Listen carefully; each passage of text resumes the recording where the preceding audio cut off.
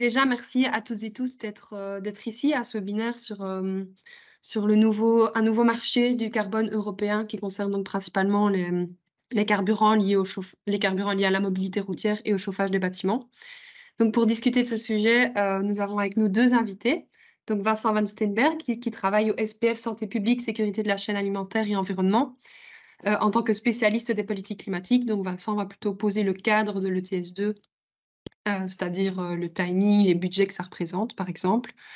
Et après, nous aurons une intervention d'Aurélie Cuty, qui est coordinatrice au ROAD, donc au réseau wallon pour l'accès durable à l'énergie, qui donc, elle, rappellera plutôt, les enjeux sociaux qui tournent autour de ce sujet. Hem, alors je vais peut-être rappeler 2-3 petites règles de bonne conduite dans les webinaires, même si je sais que voilà, vous savez bien, mais donc je vais vous demander de bien couper votre son quand c'est pas vous qui prenez la parole, ça simplifie vraiment les choses. Aussi de lever la main quand vous voulez prendre la parole. Alors le chat est à disposition si jamais vous avez des petites questions de clarification. Et enfin, je vous informe aussi qu'on enregistre ce webinaire et vous aurez accès, à la fin du webinaire au lien, enfin dans quelques jours plutôt. Aussi, une petite information, je pense que vous le savez, mais ce webinaire est organisé par Canopéa, qui est donc, la fédération des associations environnementales wallonnes.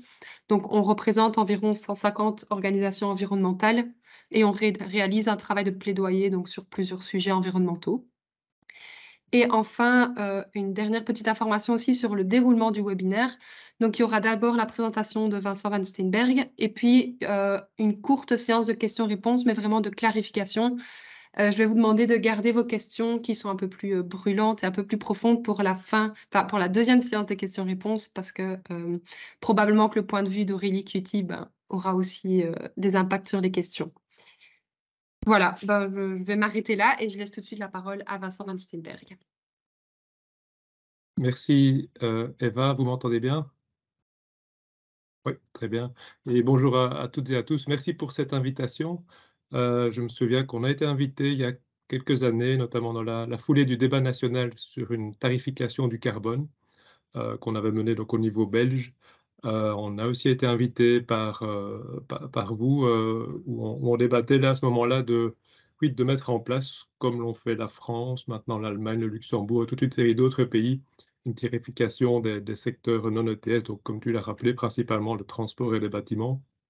Maintenant la question de est-ce qu'on le fait ou pas ne se pose plus. On y va forcément parce que, c'est requis au niveau européen. Et donc je vais vous présenter, je partage de suite, mon écran, voilà que je vais mettre en mode IA. Voilà, je suppose que vous le voyez. Ça Heu fonctionne bien, ouais. Merci. Avec d'emblée peut-être, déjà un petit commentaire sur le titre aussi et c'est comme ça que le dossier est assez bien perçu, donc le dossier de ce nouveau système d'échange de quotas d'émissions, donc à côté du système actuel qui touche, l'industrie, et la production d'électricité. On le présente surtout comme la volonté, hein, pour l'intention de limiter les impacts sociaux. Et donc il nous paraît, très, très clair que c'est fondamental, ces impacts sociaux, qu'il va y avoir des changements qui seront importants, mais que c'est aussi une vue très défensive, en fait, de dire qu'on veut limiter les impacts sociaux. Je pense que ça peut être aussi perçu, ça devrait aussi être perçu comme une occasion, via cette législation-ci, mais toute une série d'autres législations au niveau européen, qui tournent autour de la question de la décarbonation, justement d'utiliser cette transformation, cette décarbonation comme une opportunité pour, aller vers l'avant sur toute une série de problématiques, d'ordre social. Alors rapidement, et je sais que dans les webinaires, parfois certains abandonnent en cours de route, donc je vais être sûr de faire passer 2 grands messages. Le premier grand message que je veux faire passer, c'est le signal prix du carbone, c'est un instrument important, mais parmi des autres. Et donc, d'abord, rappeler que on n'est pas avec l'instauration de ce prix carbone, donc qui vont toucher les combustibles que sont, vous les voyez ici, le diesel et le mazout de chauffage, aussi l'essence et puis le gaz. On parle de prix du carbone de l'ordre de 45 € par tonne de CO2 à l'horizon 2030. C'est plutôt une valeur élevée, même si on n'est pas certain évidemment du niveau du prix final. Ça veut dire quoi? Ça veut dire 12 centimes de plus par litre de diesel. Et donc même chose sur le mazout de chauffage, c'est-à-dire une hausse de 6% pour l'un, un peu plus de 12% pour l'autre par rapport au prix actuel. Pour l'essence, c'est à peu près la même chose. Pour le gaz, on est à 89 centimes d'euros par kilowattheure, donc aussi d'une augmentation d'un peu plus de 10%. Donc c'est une augmentation qui peut se sentir, qui peut être visible, mais évidemment, on n'est pas du tout dans les ordres de grandeur des changements de prix qu'on a vécu au cours des deux dernières années pendant la crise énergétique, où là, on a eu des prix qui ont été carrément multipliés par 2, 3, 4, 5 sur ces différents combustibles. Et donc, c'est un instrument qui va devoir jouer son rôle, mais parmi les autres. Et maintenant, vous allez, je dirais, enfin et heureusement, pratiquement plus trouver d'économistes, en tout cas d'économistes sérieux, qui va vous dire, c'était encore le cas, je pense, il y a quelques années, il suffit de mettre un prix du carbone et ça va régler tout. Non, on le sait très bien que il faut un ensemble, un panier, un mélange cohérent de politiques et de mesures, d'instruments qui vont jouer ensemble sur différents aspects pour permettre la transition. Et donc cet élément de prix du carbone et même de changement de prix, de fiscalité incitative en général, va devoir aller de pair avec toute une série d'éléments de type normatif, avec des investissements publics, avec du soutien à la recherche et au développement, etc. Je vais développer ça un peu après. Le deuxième takeaway, c'est de bien dire il y a toujours deux faces à une pièce, à un billet d'ailleurs aussi. C'est de dire que ce qui est payé d'un côté est reçu d'un autre, ou peut être reçu d'un autre. En tout cas, du point de vue de la collectivité, c'est le cas. 130 euros, c'est une valeur tout à fait moyenne, centrale, des estimations qu'on fait de ce que ça pourrait coûter par an pour un ménage à l'horizon 2030. De nouveau, je vais détailler ça un peu plus tard. C'est ça l'ordre de grandeur en termes d'impact, avec évidemment des variations selon le type de consommation des différents ménages. L'autre côté de la pièce, c'est quoi? C'est de dire qu'il va y avoir 1,6 milliard d'euros au niveau belge de recettes publiques, toujours sur base annuelle et ici à l'horizon 2030.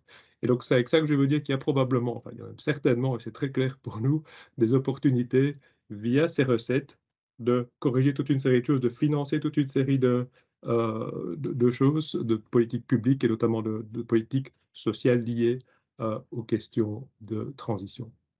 Alors, comme vous le comprenez sans doute déjà par mon propos, la question sociale et de l'impact social de l'ETS2, il doit être compris dans un cadre beaucoup plus large que d'impact social de la transition générale. Je ne vais pas être trop long là-dessus, mais je veux quand même remettre quelques éléments ici en perspective. La transition, je vais très vite parce que je sais que vous connaissez ces questions-là. Le mix d'instruments et la question de la fiscalité actuellement, puisqu'on parle de changement ici de prix, notamment des combustibles fossiles. Il y a une fiscalité actuellement, elle est en discussion, elle est parfois assez hétérogène, donc il y a des choses à dire là-dessus. Deuxièmement, le TS2 et le Fonds social climat en pratique. Et là, si vous avez des questions très pointues, j'ai la chance d'avoir plusieurs collègues qui suivent ces questions de très près, qui sont ici, qui suivent le webinaire. Donc, si des questions trop complexes, je leur refilerai les réponses, mais on verra ça pour la discussion ensuite. Troisième point, les impacts attendus. En Belgique, a priori, voilà, je vais vous dire un petit peu ce qu'on est capable de donner comme chiffre, comme élément de cadrage, et je serai très rapide sur les conclusions. Alors, la transition, ben, d'abord de rappeler, on n'est pas encore très loin, hein. Entre nous, que ça soit très clair, la transition, pour nous, elle ne fait que démarrer. Ça, vous avez ici l'évolution, et les chiffres sont à droite, donc en kilotonnes de CO2 équivalent, c'est l'évolution des émissions de gaz à effet de serre en Belgique. Il y a différentes explications, je n'ai pas le temps de venir sur toute l'explication de cette évolution, mais clairement notre analyse, c'est qu'il n'y a pas encore en tout cas, de changement véritablement structurel. Si vous regardez l'approvisionnement énergétique, donc la consommation finale d'énergie en très pointillé, ou la consommation d'énergie primaire en quelque sorte, en très continu, ben, on est toujours dans des choses qui sont stables, en fait, assez plates. On n'est pas encore vers une baisse, alors que tous les scénarios de transition envisagent une baisse forte ou moins forte, mais une baisse en tous les cas de cette consommation énergétique. Et puis si on prend aussi sur la statistique Statbel de l'approvisionnement d'énergie renouvelable, il y a vraiment un décollage, il y a une progression extrêmement forte, mais en termes de niveau absolu, on n'est pas encore très loin. Donc c'est pour dire que ce qui est en train de se passer pour le moment, c'est encore petit par rapport à ce qui est nécessaire. Ce qui est nécessaire, ça va être, et je pense que la plupart d'entre vous, vous nous avez déjà entendu sur nos scénarios de transition, qui existent aussi par ailleurs au niveau de chacune des régions, hein, de la Belgique, c'est qu'il va falloir aller très très vite, très très fort. On sait que techniquement, c'est possible. Par techniquement, je veux dire, on a identifié toute une série de leviers qu'il faut actionner pour permettre d'atteindre la neutralité climatique à l'horizon 2050. Mais on sait que dans tous les cas, il va falloir aller non seulement très très fort, mais il va falloir, pour atteindre le zéro en net en 2050, il faudra en tout cas pour les secteurs qui nous préoccupent ici ce matin, c'est-à-dire les bâtiments et le transport, il faudra en tout cas arriver à zéro dans ces secteurs-là autour de l'horizon 2050, parce qu'on sait que ça va être plus dur encore de réduire les émissions dans l'industrie, en tout cas avec les technologies qu'on connaît actuellement. Et donc, on risque de se retrouver avec quelques émissions positives résiduelles en 2050, et plus encore dans le secteur de l'agriculture, où là, on a beaucoup de mal à envisager des réductions des émissions autres que celles du CO2, et donc sur lesquelles on va devoir jouer, notamment sur la taille du cheptel, etc. Donc, le message ici, il est de dire qu'il va falloir aller vite, très fort aussi sur les bâtiments et transports si on veut cette transition, cette décarbonation. Au niveau ici, on présente simplement un scénario parmi nos scénarios d'évolution des surfaces bâties et des rénovations. Et donc, clairement, et c'est envisagé évidemment dans les stratégies de rénovation, tant au niveau wallon qu'au niveau bruxellois, une rénovation massive évidemment du parc, et donc pratiquement tous les logements devront être touchés, sauf peut-être les plus récents, avec des démolitions, reconstructions. Donc on est dans des changements évidemment profonds et majeurs, quoi qu'il arrive, si on veut réaliser cette transition climatique. Au niveau du transport en général, on est aussi potentiellement face à des bouleversements, vraiment à des changements de système. Vous avez ici trois scénarios, donc à droite en vert, et où sont représentés ici le nombre de véhicules, de voitures, en particulier en 2050 par rapport au niveau de 2015. On est un tout petit peu plus actuellement, on est à peu près 6 millions de voitures. Ce que vous voyez dans le scénario de 2050 Core, vous voyez que si on agit, et donc tout ça est modélisé, hein, il y a toute une série de paramètres, de leviers qui sont actionnés. Si on joue sur la demande, sur le mode, sur le taux d'occupation des véhicules, eh bien, on peut arriver à diviser par deux, dans ce scénario en tout cas, le nombre de véhicules sur nos routes. On peut encore diviser par deux le nombre de véhicules, faut rouler deux fois plus à ce moment-là, mais si on partage évidemment chacun son véhicule avec son voisin, dans le cadre d'une économie de partage, une économie circulaire, toujours est-il que c'est possible d'arriver à des changements qui sont majeurs et qui vont forcément conduire à des réallocations et à des impacts sur l'ensemble des ménages. Ceci purement à titre d'illustration. Je reviens maintenant sur le deuxième élément, c'est sur le panier, le mélange d'instruments avec, c'est ce que je venais d'expliquer, le graphique que j'ai montré un peu plus tôt dans la présentation.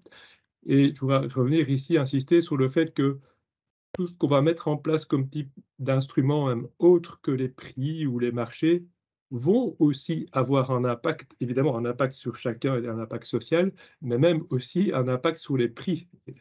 Et donc, des standards, des réglementations concernant les logements, concernant les types de carburant, concernant toutes sortes de choses, vont se refléter à un moment donné aussi par des contraintes qui sont créées, obligatoires, sur des changements de prix. Donc ça va aussi toucher les différents ménages, y compris les ménages en situation de vulnérabilité. Il est par contre particulièrement, enfin c'est moins visible, c'est caché, c'est plus implicite, et c'est techniquement, méthodologiquement, évidemment pas toujours simple à identifier. Clairement, vous savez, le fait qu'il y ait déjà un prix du CO2 sur le marché ETS, ETS1, donc l'industrie, la production d'électricité, fait en sorte qu'il y a déjà un prix du CO2 qui est payé par chacun sur les biens qui sont produits via ces industries, et sur l'électricité, au moins en partie. Un autre exemple que je voudrais donner aussi sur ce policy mix, C'est un travail qu'on a fait. N'hésitez pas à nous contacter si ce sujet vous intéresse, mais sur l'idée d'un tax shift, puisqu'on parle notamment du secteur des bâtiments, on remarque que le ratio prix de l'électricité sur prix du gaz ou prix de l'électricité sur prix du mazout, il a été historiquement de l'ordre de 4, 5, 6. D'accord? Le prix de l'électricité exprimé en valeur énergétique, en kilowattheure, a été généralement 4, 5, 6 fois plus élevé. On s'attend à l'avenir, enfin maintenant qu'on sort un peu de la crise, à ce qu'on retrouve un peu ce genre de ratio autour de 4, 5. On a fait un travail, mené toute une réflexion pour dire comment est-ce qu'on pourrait agir, d'une part via la fiscalité, mais aussi via le prix du carbone qui arrive au niveau européen, pour diminuer ce ratio, pour essayer de faire en sorte que ça devienne rentable, intéressant, profitable d'installer des pompes à chaleur par rapport à des alternatives fossiles. Cette question-là, il est possible de l'appréhender que dans un contexte où il y a évidemment des politiques fortes en termes d'incitants ou de volonté d'obligation en termes de rénovation des bâtiments pour installer des pompes à chaleur. Il y a une réflexion encore à avoir qui doit continuer sur des primes ou des soutiens à l'installation de pompes à chaleur, des déductions fiscales, ce genre de choses. Donc on est aussi, par exemple, ici clairement dans un setting où on doit avoir cette combinaison de différents types d'instruments pour pouvoir avancer vers, dans ce cas-ci, une décarbonation du système de chauffage. Euh, Autre élément sur le policy mix, je vais vraiment insister là-dessus, c'est le Green Deal, le pacte vert au niveau européen, où je trouve que c'est un très bel exemple de policy mix cohérent qui a été adopté à ce niveau-là. Donc, il doit évidemment être complété par l'initiative au niveau national et au niveau régional, mais vous avez à la fois toute une série d'objectifs que vous connaissez, hein, les objectifs de réduction des émissions à la fois au niveau global, mais aussi au niveau du secteur ETS1, le nouveau secteur ETS2, des objectifs en matière d'efficacité énergétique, d'énergie renouvelable. Et là, je sais que sur ces questions-là, c'est une série de collègues, notamment au niveau de la région wallonne, je crois nous aussi dans le cadre de ce webinaire, et pourront encaisser, éventuellement apporter quelques éléments complémentaires. Donc on a ces objectifs, on a aussi des éléments de régulation, vous le savez, sur les standards sur les véhicules, aussi de la régulation sur les différents types de carburants. On a le signal prix.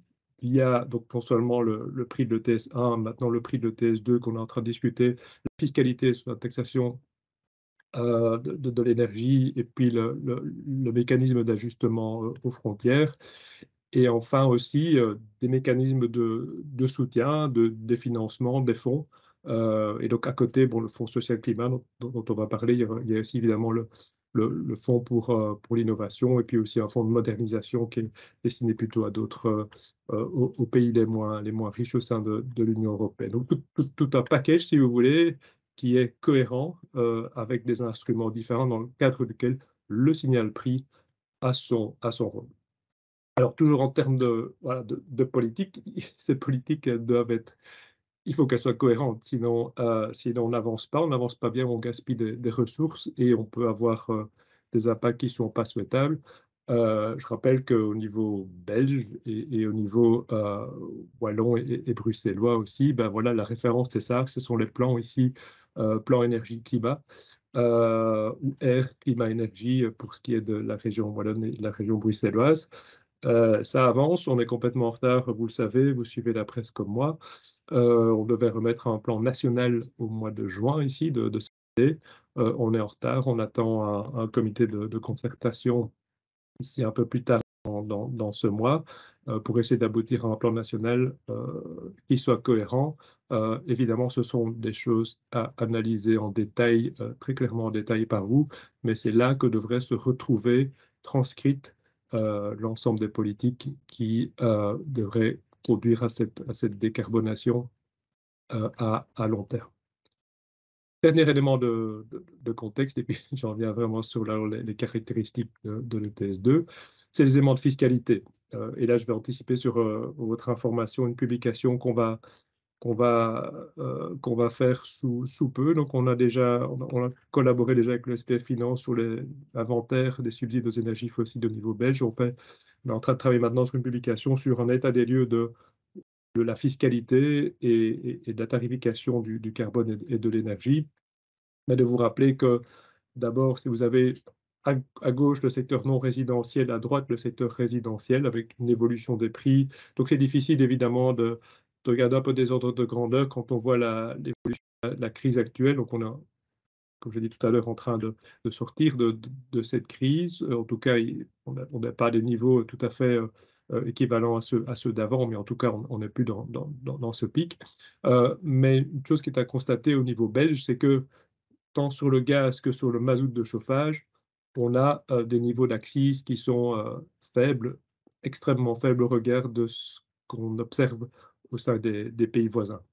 Et d'ailleurs, si la directive sur la taxe sur des produits énergétiques venait à avancer, en tout cas dans la forme proposée par la Commission européenne, on serait obligé de rehausser en tout cas certains de ces taux. Donc, premier message, c'est que sur les combustibles fossiles de chauffage, les accises, la fiscalité actuelle est plutôt faible en Belgique. Deuxième message, de manière générale, vous voyez à gauche pour l'électricité, à droite pour le gaz, l'évolution des prix euh, commerciaux d'une part, et d'autre part le tarif social.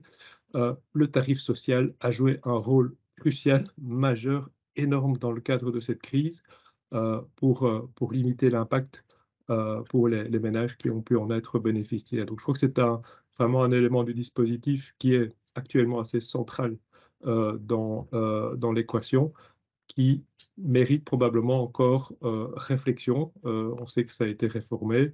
Je ne suis pas un spécialiste, on n'est pas des spécialistes de cette question-là, mais en tout cas, c'est quelque chose à considérer dans l'ensemble du système, très clairement. Pour ce qui concerne du transport, là, on sait que les axes, par contre, sont très substantiels. On a ici juste une comparaison avec à gauche le diesel, à droite l'essence. Et ce que vous voyez à gauche sur le diesel, il y a un élément qu'on pointe régulièrement, c'est le diesel professionnel, qu'on peut considérer comme un subside aux énergies fossiles. Il a été légèrement réformé. En tout cas, le remboursement a été diminué. Le niveau du remboursement a été diminué en Belgique. C'est représenté par le petit trait bleu sur la première barre. Vous voyez qu'au niveau du diesel professionnel, on est plutôt un peu plus bas que nos pays voisins, en tout cas que l'Allemagne, la France. Alors l'Irlande, on a mentionné parce que l'Irlande possède aussi une taxe carbone, mais on est plus bas aussi que les Pays-Bas. Le Luxembourg, c'est toujours compliqué, même si on voit que leur niveau remonte, puisqu'ils ont aussi une taxe carbone qui est en place pour le moment. Donc au niveau du diesel professionnel, clairement, on est un peu plus bas. Du diesel en tant que tel, on n'est pas nécessairement plus bas. Par contre, pour l'essence, qui représente quand même maintenant la plus grosse partie du marché, en tout cas en termes de nouveaux véhicules vendus pour les voitures, on est aussi un peu plus bas que les pays voisins, à part toujours le Luxembourg. Et enfin, dernier slide sur le contexte général, il faut comprendre aussi cette ETS2 dans le cadre d'un... Je dirais, on va arriver dans le futur à devoir se poser des questions sur les aspects budgétaires et fiscaux liés à l'énergie. Et donc, on a des rentrées qui sont liées aux accises, à la TVA, etc., sur l'énergie. On va maintenant aller de plus en plus vers un prix du carbone avec des recettes sur l'ETS1. Et puis, cet ETS2 va nous donner des recettes. Donc, j'ai mentionné tout à l'heure le chiffre de 1,6 milliard sur base annuelle en 2030. On va avancer vers des niveaux qui sont de plus en plus importants en termes de recettes. On est pour le moment sur, je veux dire, seulement 600 millions par an via l'ETS1. On va avoir de nouvelles recettes avec le CBAM. Également, donc le mécanisme d'ajustement aux frontières, et tout ça est à comparer avec un niveau actuel d'à peu près 9 milliards si aux accises on ajoute la TVA. Alors, passons maintenant en pratique le TS2 et le Fonds social climat. Et je vais commencer assez rapidement sur le champ de l'ETS2. Vous voyez à gauche la partie en jaune-orange, 37,6%. Ça, c'est l'ETS1, donc ce qui est industrie, production d'électricité. La question, c'est le reste, donc le non-ETS1. Et donc, dans ce que vous voyez parmi le reste, clairement, les bâtiments sont visés par ce nouveau prix du carbone. Le transport, pratiquement tout, je vais y revenir dans un instant. Et l'industrie, ce sont les fuels dans l'industrie. Sachant que, je le note en dessous de la DIA, il y a une possibilité pour les États membres de réaliser ce qu'on appelle un opt-in, c'est-à-dire d'étendre le système à d'autres secteurs ou combustibles. Et donc, pour être questionné, par exemple, c'est, je donne ça vraiment juste à titre d'exemple, hein, je ne dis pas qu'il y a un débat là-dessus au niveau belge, je ne le sais même pas d'ailleurs, mais ce pourrait être les carburants utilisés dans l'agriculture, par exemple. Donc, dans l'agriculture, 80% des émissions sont des émissions non CO2 en Belgique. Pour les 20% restants, on pourrait se poser la question de mettre en place un prix du carbone sur cela, les déchets éventuellement aussi. Et donc sur le transport, vous voyez à gauche, ici, les émissions du transport. Nous vous laisserons aussi les diapositives, donc c'est peut-être aussi un matériel que vous pouvez utiliser par la suite dans le cadre de vos réflexions, mais pour vous montrer que, en gros, les émissions du transport en Belgique, si on ne prend pas l'international, c'est quasiment pratiquement que du transport routier, et donc on couvre pratiquement l'ensemble. Au niveau des bâtiments, là, on touche très clairement l'ensemble et vous avez la répartition ici entre le résidentiel et le non résidentiel, sachant que dans le résidentiel, on a vraiment un partage entre le mazout et le gaz, un peu plus pour le gaz et, que pour le mazout au niveau belge, mais vous savez que les réalités là, sont assez différentes selon les régions au sein du pays. Alors le TS2, comment ça va fonctionner? Ben, c'est un système, vous connaissez, cap and trade, un plafonnement des émissions avec un prix qui va apparaître en fonction de la contrainte. Ce plafond, il est tel qu'on a une réduction de 43% en 2030 par rapport à 2005 sur le secteur bâtiment-transport, un tout petit peu moins sur les autres. Donc ceci est complètement cohérent avec l'objectif à long terme de neutralité climatique au niveau européen et avec l'objectif de moins 55% aussi au niveau européen en général. Ce qu'on appelle le point d'imposition, qui va devoir détenir des quotas d'émissions et les délivrer, ça va être les fournisseurs de carburant et de combustible. C'est un point d'imposition à un niveau en amont, si vous voulez, pour essayer de limiter le nombre d'intervenants. Et donc, on s'attend à ce que, clairement, ce prix soit répercuté, a priori entièrement, à la pompe ou bien lors de la livraison des combustibles, comme le sont actuellement, par exemple, les Axis, avec juste quelques éléments des procédures de monitoring simplifiées pour les petits fournisseurs. On démarre en 2027. Si les prix de l'énergie devaient de nouveau réaugmenter de manière forte, alors le système serait retardé de démarrer en 2028. Donc c'est évidemment tout prochainement. Et alors un point important, c'est que il y a une volonté d'essayer, en tout cas jusqu'à la fin de 2029, de contrôler le prix du carbone. Et ce qui est visé, c'est un prix du carbone en 2030 qui ne dépasse pas 45 € par tonne de CO2. Si c'est le cas, il est prévu que des quotas supplémentaires soient injectés à concurrence d'un montant qui est fixé. Voilà, ce qui, a priori, devrait fonctionner, devrait aider pour contrôler ce niveau de prix, s'assurer qu'il ne dépasse pas ce niveau-là. Mais il n'y a pas de garantie, être clair là-dessus quand même, qu'il n'y a pas de garantie que ce prix soit nécessairement tenu. Et on pourrait éventuellement tout de même aller au-delà. Donc il reste quand même une incertitude sur le niveau de prix, qu'on va observer in fine. Deuxième point, c'est l'usage des recettes. Alors, je pense que vous savez, on a à peu près un quart, entre 20 et 25% des recettes de l'ETS2, donc au niveau européen, sont allouées au Fonds social climat. Le reste va, et donc le gros paquet, va directement revenir aux États membres, selon des clés de répartition qui sont fixes. Et les États membres doivent utiliser ces recettes justement afin de traiter de ces questions d'impact sociaux dans le secteur des bâtiments, avec une attention, il y a toute une liste, pas toujours très cohérent, mais dans la réglementation, mais en gros sont clairement visés, d'une part les bâtiments, d'autre part les transports, et les acteurs les plus vulnérables euh, dans ces secteurs-là.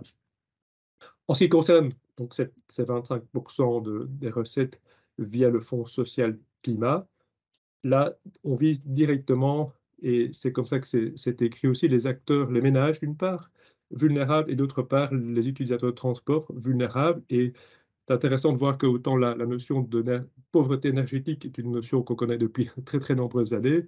La notion de transport poverty, on en parle aussi, hein, depuis beaucoup de temps, mais là elle est transcrite, elle est définie très clairement dans cette réglementation.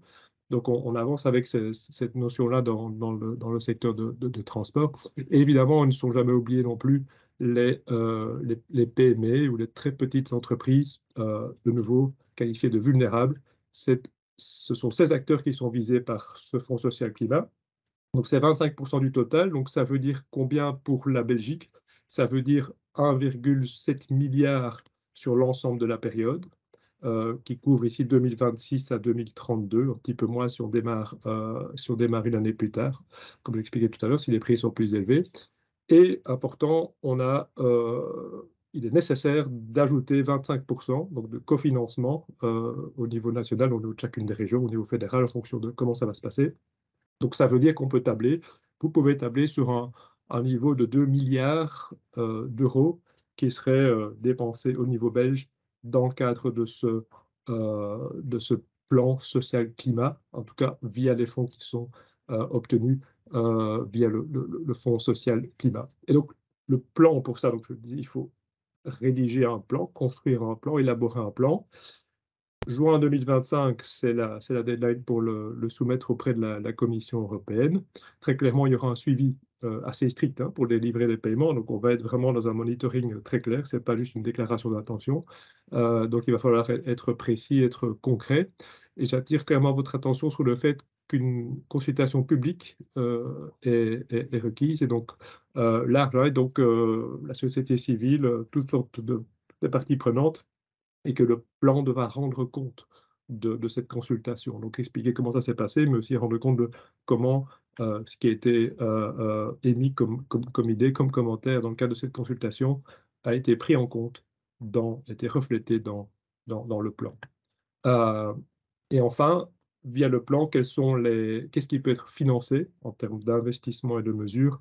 De nouveau, c'est à peu près la même chose, hein, toujours bâtiment transport avec une attention notamment pour le public le plus vulnérable, les acteurs les plus vulnérables, et est clairement mentionné aussi explicitement un soutien direct aux revenus, donc jusqu'à, vous voyez ici, 37,5% du coût total du plan, enfin peu importe, mais toujours est-il qu'il y a une possibilité d'avoir, si vous voulez, une forme de chèque ou ce genre de choses, enfin de soutien, ciblé ou pas ciblé. Donc ça, c'est des choses qui seront envisageables dans le cadre de ce Fonds social climat.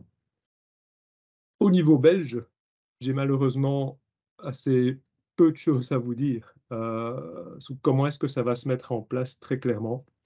En fait, il y a trois grandes choses sur lesquelles il faut décider. Premièrement, c'est qui va être l'autorité compétente pour la mise en œuvre de l'ETS2. Et donc, ça veut dire, grosso modo, a priori, soit ça va être le niveau fédéral, soit ça va être chacune des régions qui vont vraiment devoir s'occuper de la mise en œuvre. Pour le CBAM, par exemple, donc le mécanisme d'ajustement aux frontières, là, il a été jugé que c'était plus cohérent de le faire via le niveau fédéral. Ici, on est toujours en attente d'une décision à ce niveau-là. Deuxième élément fondamental, c'est le partage des recettes. Donc, de nouveau, entre le niveau fédéral et les différentes régions, le fameux burden sharing, on est toujours en attente et on verra si on a un peu plus d'informations ou des progrès dans les jours qui viennent. Troisièmement, c'est comment est-ce qu'on va construire ce plan social climat. Et donc, à notre connaissance, en tout cas à ma connaissance, on n'a pas encore non plus d'informations là-dessus. Donc, il va falloir avancer sur ce sujet. De nouveau, à titre ici complètement personnel, j'ai quand même remarqué qu'on a eu quand même ce plan de relance qui a quand même qui semble être quand même relativement cohérent, qui a été assez bien apprécié en termes de processus de construction, à la fois au niveau fédéral, au niveau des régions, donc une collaboration, il y a un suivi. Donc je pense qu'il y a des parallèles à faire avec ce plan de relance. Et quatrième point à mentionner aussi, c'est important, c'est que la Commission européenne veut fournir un soutien aux États membres sur la mise en œuvre de l'ETS2 et du plan social climat. Donc la Belgique a fait une demande ici, et attend la décision de la Commission pour rester à la fois pour essayer d'objectiver toute une série de choses, notamment en termes de certains choix de modalités de mise en œuvre, mais aussi pour des éléments analytiques dans l'évaluation de toute une série d'impacts qui sont attendus de l'ETS2. À propos de ces impacts attendus, qu'est-ce qu'on a à vous dire là-dessus? Ben, je vais quand même rappeler aussi on parle de quoi, de combien par rapport au budget d'un ménage belge? On parle en fait de carburant et de combustible qui représentent environ 5% du budget. Donc pas quand on avait des prix très élevés de la crise énergétique. Ici, j'ai pris une année stable, donc c'est les données de 2018. Donc ça a un peu évolué, mais grosso modo, on est quand même dans les mêmes ordres de grandeur. Et donc, vous voyez un petit peu les différents types de dépenses. On dépense évidemment beaucoup pour l'alimentation, pour les vêtements, etc. Donc, vous voyez ici en rose-orange, le housing, donc la maison en général, mais pour ce qui est des combustibles de chauffage, on est vers environ 2%, et même chose pour le transport. Voilà, il y a les achats de véhicules, il y a les abonnements, etc. Mais en termes d'essence et de diesel, on est aussi sur un peu plus de 2% qui sont dépensés. Donc c'est ça, ce sont ces choses-là qui sont l'objet de la tarification du carbone direct, en l'occurrence ici, pour les ménages.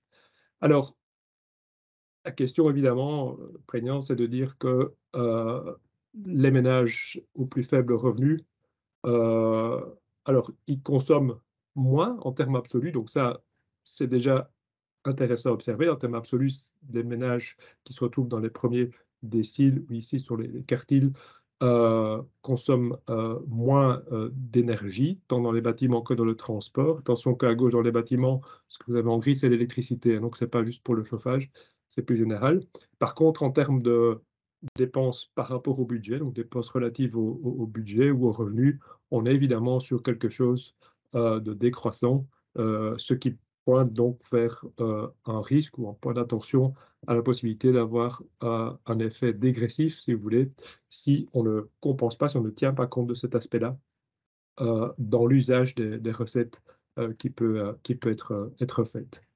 Alors, un point sur lequel on a malheureusement trop peu d'informations et on est trop peu alimenté et c'est compliqué. On a déjà fait quelques appels là-dessus, mais c'est comment traiter les PME et les très petites entreprises aussi. Comment les attraper, comment les appréhender sous cet angle de la consommation énergétique et des énergies fossiles. C'est difficile de les identifier. Donc on a des informations sur voilà, selon le secteur d'activité, on a des informations sur la taille avec une série de secteurs, mais en fait, c'est extrêmement hétérogène. On a des PME avec des gens qui sont plus dans les services, on a aussi des PME qui sont dans des secteurs même industriels, en fait. Et donc, on a du mal à se dire, tiens, autant pour les ménages, on a des choses assez tangibles que sont les bâtiments, l'habitation d'une part et d'autre part les moyens de transport. Ici, on est sur des choses plus complexes. Quand on va vouloir réfléchir à c'est quoi, quel est l'impact sur ces entreprises très concrètement de changement de prix, d'une part, et d'autre part sur comment les soutenir, même dans la transition générale. Je dirais que c'est au-delà de la question simplement de l'ETS2. On a aussi, je pense, on doit encore progresser dans cette connaissance. Et donc, c'est un appel aussi, si certains sont actifs sur ces sujets-là, à alimenter les réflexions des administrations publiques sur ces questions-là, de ces impacts auprès de ces entreprises. Alors, je disais tout au début aussi, hein, donc si j'ai repris ici les 4 principaux combustibles concernés par la tarification du carbone. J'ai remis des chiffres d'après ce que j'ai un peu vu, donc ce sont des chiffres un peu pas approximatifs, en tout cas des chiffres arrondis, certainement sur les prix observés à la pompe, par exemple, pour le diesel et pour l'essence. Et puis les autres, bon, vous voyez un petit peu les niveaux que j'ai retenus. Ce qui est important, c'est de voir, voilà ce que j'exprimais tout à l'heure en termes d'impact d'une tarification carbone de 45 € la tonne de CO2. Voilà ce que ça représente. Donc, c'est à relativiser. Si on était sur des niveaux nettement plus élevés, vous voyez, donc si on allait jusque 100 € la tonne de CO2, ce qui serait un scénario mais complètement extrême, en tout cas pour 2030.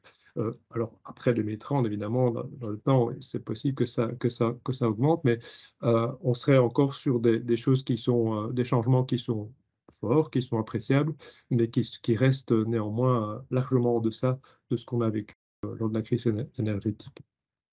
Et donc, comme je le disais, ça va aboutir à des paiements, en moyenne ici sur la population belge, je citais le montant de 130 € par tonne de CO2, 130 € pardon, par an, par ménage en 2030. Ceci en tenant compte du fait qu'on va devoir diminuer nos consommations pour atteindre les objectifs de réduction des émissions. Vous voyez ici, selon les niveaux de prix, des dépenses qui seraient plutôt de l'ordre d'un peu plus de 80 € à un peu plus de 160-170 € par an. Ça, c'est un peu la fourchette dans laquelle, d'après nous, on devrait évoluer. Alors les recettes, et je ne vais pas tout commenter ici, mais de nouveau, je vous laisserai la présentation. Ça, c'est l'ensemble des recettes attendues pour différentes années sur, la tarification du carbone. Et donc les montants que je citais tout à l'heure, le 1,6 milliard, c'est en 2030, si vous regardez à droite, en orange, orange foncé, orange clair, la part qui revient de l'ETS2, d'une part, et au-dessus, la part qui revient du Fonds social climat, donc qui vont pouvoir être utilisés. Alors, juste afin d'illustrer les choses aussi, ce 130 € en moyenne qui serait payé par les ménages, c'est ce que vous voyez dans la barre tout à fait à gauche, average là-bas, ça c'est 130 € par an en 2030. En fonction des déciles, eh bien, avec ce que j'ai montré tout à l'heure, je l'ai montré par quartile, mais ici je sais par décile, vous voyez que les montants devraient être différents. Donc les plus riches, ceux qui ont les plus hauts revenus, dépenseraient plus parce qu'ils consomment plus en termes absolus. Et donc là, tout ce qui est fondamental, c'est la question de comment on va utiliser ces recettes. Et juste pour faire l'argument ici, si vous redistribuiez le même montant à chaque individu ou à chaque ménage, donc c'est 130 €. Si vous retourniez la pièce vers les gens, eh bien ici, on aura un gain net pour les premiers déciles et une perte nette pour les derniers déciles. C'est juste pour illustrer le propos que la façon de redistribuer peut être, dans ce cas-ci, potentiellement bénéfique, sachant bien entendu qu'il y a une hétérogénéité au sein des différents déciles, hein, des ménages. Donc ça, c'est très clairement un point d'attention qu'on n'a pas le temps de discuter ici. Mais en gros, cette redistribution peut être favorable pour les premiers déciles. Et alors, juste pour, et j'arrive à la fin de ma présentation, donc les options de redistribution vont être très importantes. Et donc, je pense que c'est intéressant que vous euh, intéressiez à ces questions et vous fassiez votre propre idée et vos recommandations aussi sur ces sujets, parce que ça va arriver donc. Et que vous sachiez aussi que, en tout cas du point de vue au niveau fédéral, donc dans le cadre d'un cycle de monitoring, donc d'évaluation, donc de mise en œuvre, d'évaluation, de suivi de la politique climatique fédérale. Donc il y a toute une série on va appeler ça de feuilles de route qui ont été mises en place. Et une de ces feuilles de route qui a trait à la fiscalité et la finance s'appelle Bonus Climat, et donc qui explicitement montre l'intention de rétrocéder la part fédérale des recettes de l'ETS2. Donc on ne sait pas combien ça sera. Ça pourrait être beaucoup comme ça pourrait être pas beaucoup, mais de rétrocéder en tout cas cette part vers les ménages et vers les PME avec un instrument. Donc ça reste vague, c'est pas encore précis, mais avec un instrument, ça pourrait être un chèque, ça pourrait être la fiscalité, ça pourrait être d'autres choses encore. Donc cet élément-là est déjà présent dans, comment dirais-je, le cadre politique au niveau fédéral. Autre élément aussi mentionné, c'est que voici ce que vous retrouvez à droite ici, ce qu'on a entendu lors des tables rondes climat qui ont été organisées spécifiquement sur justement cette redistribution de recettes. Alors c'est un peu long, mais en quelques mots, ce qui ont été évoqués. D'abord, on sent un certain, je ne vais pas dire un consensus complet, mais je pense un grand soutien pour l'idée que les recettes doivent revenir à ceux qui ont engagé les dépenses. Donc, il faut retourner la pièce à ceux qui l'ont déboursé. Le fait de cibler les premiers déciles ou les ménages aux plus bas revenus a été clairement évoqué. Ce qui a été évoqué aussi, c'est des politiques de soutien à la transition de type infrastructure, de solutions de véhicules zéro émission, ce genre de choses. Même chose pour la rénovation des bâtiments et notamment le ciblage des logements sociaux, évidemment. Et très clairement aussi, ce qu'on a entendu, mais ça c'était dans toutes les bouches, c'était la nécessité de toute façon, quoi qu'il arrive, dans le cadre de la transition, pas seulement de l'ETS2 ici, de mettre en place des politiques d'accompagnement, des politiques sociales. Pour les PME, ce qu'on a entendu, c'est de travailler avec la déduction fiscale pour investissement, donc des choses qui sont en train de se réformer, avec déjà des choses qui sont en train de bouger pour le moment. On n'a pas encore bien analysé tout ça, mais c'est une des pistes qui est en tout cas évoquée.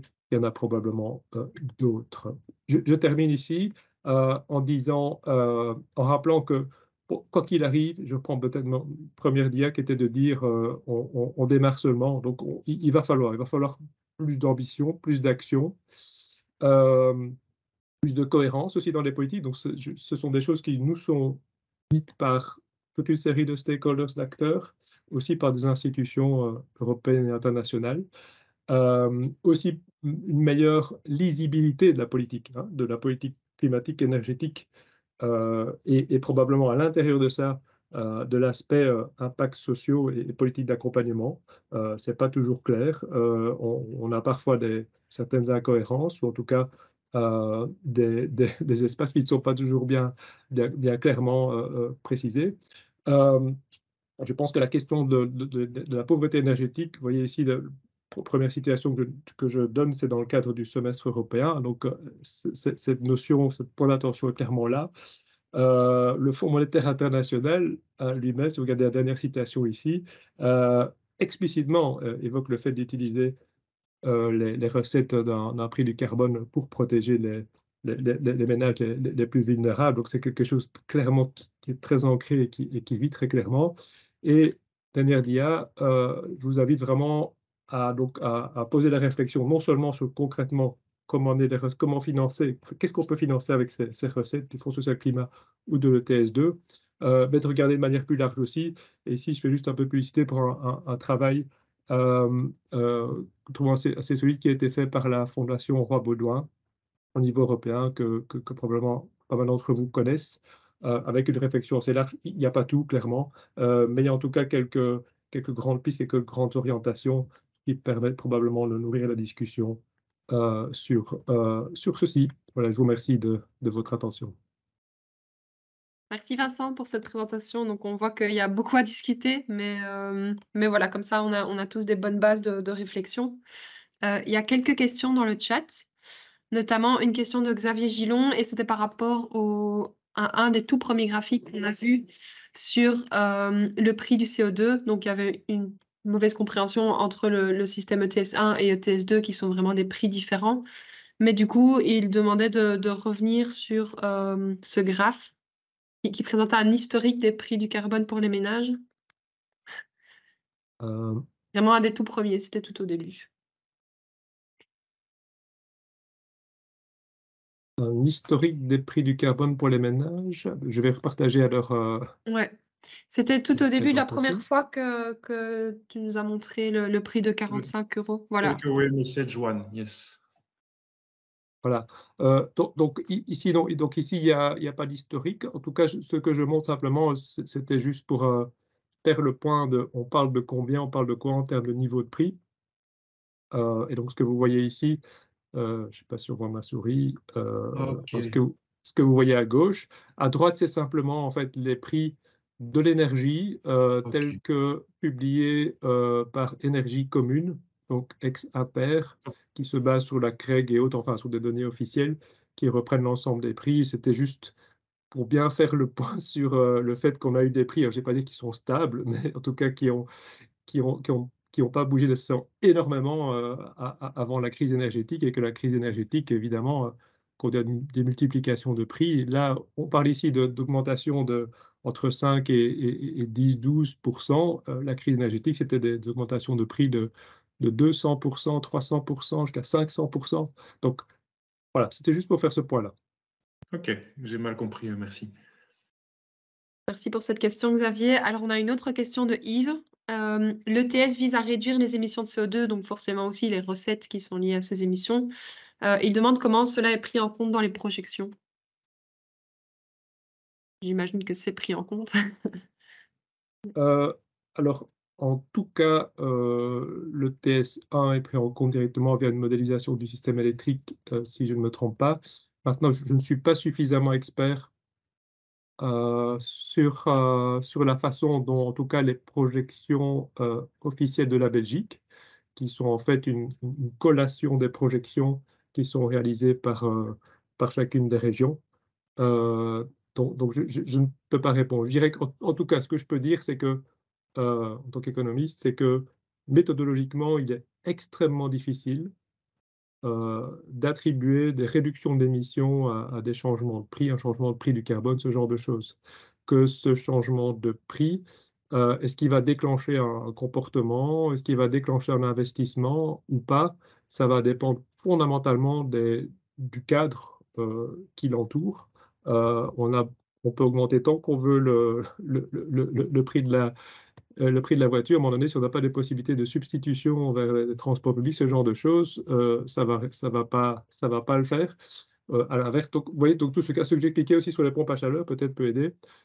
C'est qu'on a beau mettre en place un prix du carbone, ça peut aider à rendre intéressant les pompes à chaleur, mais si on n'a pas toutes les politiques autour de rénovation, etc., de fiscalité, par ailleurs, eh bien, le prix du carbone ne va pas permettre de déclencher l'investissement, le changement de comportement. Et donc, dans ce cas-là, c'est pas celui-là. Il ne va pas réussir à réduire les émissions. Et tout ça est éminemment difficile à réaliser d'un point de vue méthodologique. Voilà. Maintenant, je ne sais pas, peut-être que certaines personnes qui assistent au webinaire ont des choses à ajouter. Sinon, Voilà. on va passer. Voilà. Et Vas-y. sinon, juste à défaut, peut-être dernier point là-dessus, c'est que en général, on travaille simplement avec cette notion d'élasticité, de dire que par le passé, une telle augmentation des prix d'énergie a conduit à autant de réduction des émissions. Et voilà, mais ça reste une méthode voilà, extrêmement approximative et qui n'est probablement pas d'une énorme utilité en termes de guidance politique. Alors, je vois que Yves a levé la main. Je vais vous demander d'être assez concis pour avoir quand même le temps d'écouter Aurélie. Oui, rapidement, parce que l'ETS, c'est pour faire réduire les émissions. Et donc, si ça ne fait pas réduire les émissions, ça ne sert strictement à rien. Alors, à ce moment-là, c'est juste une taxe qui est fiscale. On va juste avoir des revenus supplémentaires. Bon, c'est bien pour l'État. Mais on ne peut pas imaginer que l'ETS n'ait pas d'effet sur les émissions. À ce moment-là, on arrête tout de suite, quoi. Voilà. Mais on est vraiment bien d'accord là-dessus, hein. Et donc, si vous voyez, j'ai montré, je ne vais pas le remontrer maintenant pour ne pas passer trop de temps dessus, mais on a clairement identifié ce qu'un prix du carbone peut ajouter dans le ratio prix électricité-gaz ou électricité-mazout et de montrer quel est le couloir de rentabilité de la pompe à chaleur vis-à-vis des alternatives. Et donc, oui, clairement, ça joue, ça peut jouer potentiellement extrêmement fort. Ce n'est pas parce qu'on n'arrive pas méthodologiquement à dire exactement comment ça joue que ça ne joue pas. Donc, c'est très clair, ça joue sur la rentabilité. Maintenant, oui, il y a toujours la possibilité de s'en passer, ou il y a toujours la possibilité de le faire qu'avec un prix carbone, en mettant des prix du carbone extrêmement élevés aussi. Voilà, donc il y aura toujours un espace de discussion là-dessus, ça c'est clair pour moi. Mais justement, enfin, moi je ne suis pas économiste, mais j'imagine qu'il y a enfin, vous avez dit tout à l'heure que s'il n'y a pas d'alternative, on ne pourra pas changer. Mais vraiment, moi, ça me paraît incroyable que on s'imagine que ça ne puisse pas avoir des implications. On voit que les cimentiers, etc., ils mettent des captures de carbone à leur cheminée, etc. Voilà, ils disent que ça devient trop cher. Donc, c'est rentable d'investir. Et donc, la réflexion identique doit être menée, il me semble, sur le TS2. Sinon, selon moi, ça n'a pas de sens, quoi. Oui, mais donc ce que je peux, et si vous le souhaitez, on peut prolonger la discussion après aussi sur certains aspects, mais ce qu'on peut regarder par contre, c'est à un niveau plus micro, au niveau voilà, de la rentabilité d'une pompe à chaleur. Avec un prix carbone, ça augmente. Véhicule électrique versus autre chose, voilà, avec un prix du carbone, on peut voir vraiment le coût de l'usage, voilà. Et donc ça, on peut objectiver, ça très clairement. Après, il y a des tas d'éléments comme des facteurs comportementaux, des problèmes d'information, des aspects culturels, que non, on veut quand même sa bagnole, etc. Donc tout ça, on ne sait pas bien appréhender dans dans l'analyse économique, si vous voulez, des choses. C'est plutôt comme ça que je voulais formuler le message. Mais d'un point de vue micro, on peut plus là clairement identifier la contribution, si vous voulez, probablement pas dans son ensemble, et donc pas du coup dans l'ensemble des projections de réduction des émissions pour la Belgique. Merci. Merci. Et alors, vraiment, une toute petite dernière remarque de Juan Carlos Benito Sanchez dans le chat, cela, c'est vraiment par rapport à un des derniers graphes par rapport à la redistribution, donc de la présentation, et qui demande s'il n'existerait pas un graphique en fonction du pourcentage du budget de chaque décile dédié à l'ETS2. Alors, je ne sais pas si tu vois de quel graphique on parle. Encore une fois, ou bien je regarde dans le chat aussi, juste un graphique qui reprend. Mais sinon, je te laisse peut-être regarder et on va proposer à Aurélie de commencer comme ça. Faisons On ne ça. perd pas trop de temps. Très bien. Super. Merci beaucoup, Eva. Merci Canopéa pour l'organisation de ce moment d'échange. Et puis, merci à Vincent pour sa présentation extrêmement intéressante. Donc, moi, je ne suis pas une spécialiste de la taxe carbone. Donc, mon objectif ici, ça va être plutôt de vous faire part de certaines réalités, de certains questionnements et puis de positionnement, d'éléments de positionnement d'une partie de la société civile que je représente aujourd'hui. Donc, Eva l'a dit, hein, je m'exprime aujourd'hui au nom du ROAD, Réseau Wallon pour l'accès durable à l'énergie. C'est une coalition d'organisations qui rassemble notamment l'ACC, la FGTB, le Réseau Wallon de lutte contre la pauvreté, la Fédération des services sociaux, Canopéa, le Réseau ID, d'autres associations environnementales comme Empreinte, Revers, des associations de promotion du logement et d'éducation permanente qui se sont réunies pour défendre ensemble un droit d'accès à l'énergie pour toutes et tous. Alors, le droit à l'énergie, il n'est pas consacré en tant que tel dans les textes légaux en Belgique, mais il découle de l'article 23 de la Constitution. Cette disposition garantit à tous les Belges un droit à la vie digne et au logement décent. Et évidemment, un logement décent, c'est un logement dans lequel on peut se chauffer, se refroidir aussi parfois et de plus en plus, cuisiner, se laver avec de l'eau chaude, mais aussi pouvoir se connecter pour chercher du travail, maintenir des contacts sociaux. Alors, le ROAD a été créé en 2004, c'était juste avant la libéralisation du secteur en 2007. Il y avait des craintes partagées de l'impact de cette libéralisation sur les consommateurs. Et c'est vraiment un thème de réflexion qui s'est poursuivi depuis. Je le dis aujourd'hui parce que clairement, le TS2, c'est un marché, avec certes des mécanismes de stabilité jusqu'en 2030, mais sans garantie que ce prix soit tenu, hein, Vincent l'a évoqué.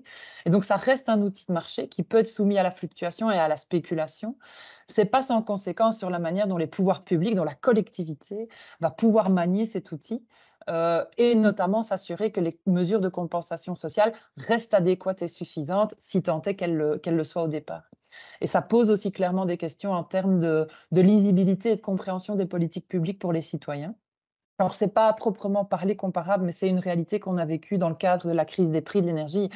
Les pouvoirs publics ont été relativement démunis en matière d'action directe sur la partie des prix qu'on appelle commodity, qui est soumise aux lois du marché et qui avait énormément augmenté. Vincent l'a dit aussi, heureusement, le tarif social existe et son accès a pu être élargi. Maintenant, c'est aussi un tarif qui est régulièrement remis en question et qui peut aussi créer des effets de seuil pour des ménages qui dépassent de peu les conditions d'octroi, mais qui du coup se retrouvent à devoir financer ce tarif pour les autres. Voilà, une première remarque peut-être de prudence et d'attention pour nous par rapport à ce qui vient d'être évoqué. Et donc, le ROAD représente les consommateurs résidentiels en Wallonie. On a aussi créé Énergie Info Wallonie, qui est un service d'appui pour les consommateurs et les travailleurs sociaux. Et c'est vraiment un soutien spécialisé qui est indispensable pour un nombre important de ménages qui ne s'y retrouvent pas, mais aussi pour un nombre important de ménages qui s'y retrouvent, mais qui peinent à vraiment exercer leurs droits. Et c'est vraiment un travail, une partie de notre travail qui nous permet d'être le plus au fait possible avec les réalités des ménages sur le terrain.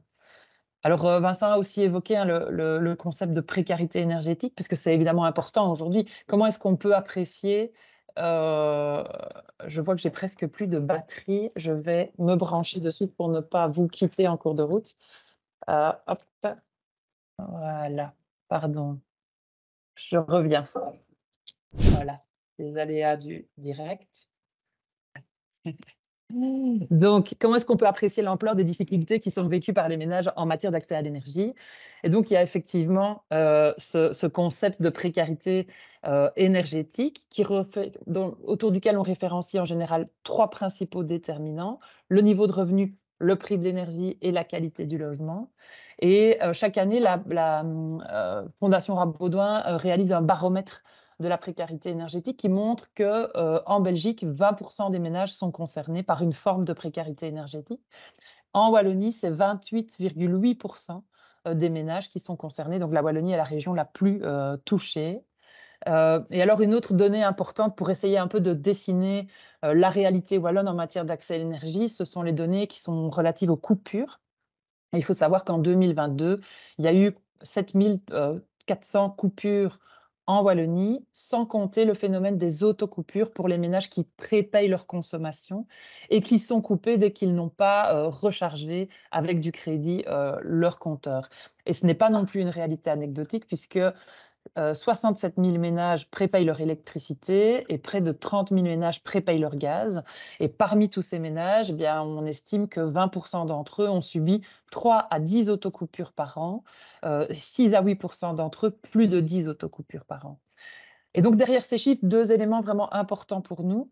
Vivre la précarité énergétique, c'est évidemment ne plus pouvoir se chauffer, ne plus pouvoir cuisiner, mais ce sont des privations qui vont vraiment impacter le quotidien, la santé physique, la santé mentale, les relations sociales, familiales, professionnelles. Euh, et donc ça réduit le sens même de la vie. Les personnes ressentent de la culpabilité, de la honte, et donc un problème d'énergie, c'est toujours beaucoup plus qu'un problème d'énergie. Et puis, ces difficultés ne concernent pas qu'une petite partie de citoyens très particuliers, très paupérisés, qu'il faudrait protéger très spécifiquement. En fait, c'est une partie un peu importante de la population qui est concernée.